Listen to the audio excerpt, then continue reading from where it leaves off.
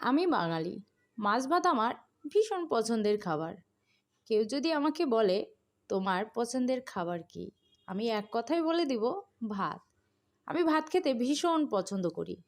ঘুম থেকে উঠেই আমি ভাত খাই, ওই রুটি পরোটা ওসব আমার চলে না। তাই আমি সবসময় চেষ্টা করি 3 বেলা যত তৃপ্তি করে ভাত খেতে পারি সে ধরনের কিছু রান্না করার। তাই তো আজকে নিয়ে আসলাম লাউ রান্নার রেসিপি। আজকে আমি মাছ দিয়ে লাউ রান্না করতে যাচ্ছি, আর কিভাবে রান্না করলাম সেটাই একটু আপনাদের সঙ্গে শেয়ার করলাম। আগেই আমি মাছটা কষিয়ে তুলে রেখে দিয়েছি, এরপরে ওই ঝোলেই লাউটা দিয়ে দিয়েছি।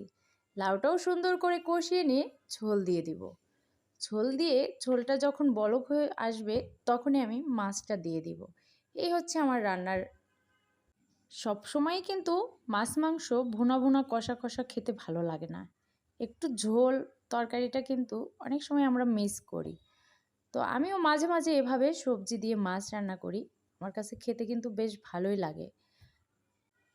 এই ছিল আজকের মতো আমার রান্নাবান্না। যদি আমার রান্নার ভিডিওটা ভালো লেগে থাকে তাহলে অবশ্যই লাইক কমেন্ট করতে ভুলবেন না কিন্তু। আবারও কোনো নতুন রান্নার ভিডিও নিয়ে হাজির হব আপনাদের মাঝে। ততক্ষণ পর্যন্ত ভালো থাকবেন সবাই। আজকের মতো এ পর্যন্তই। আল্লাহ হাফেজ।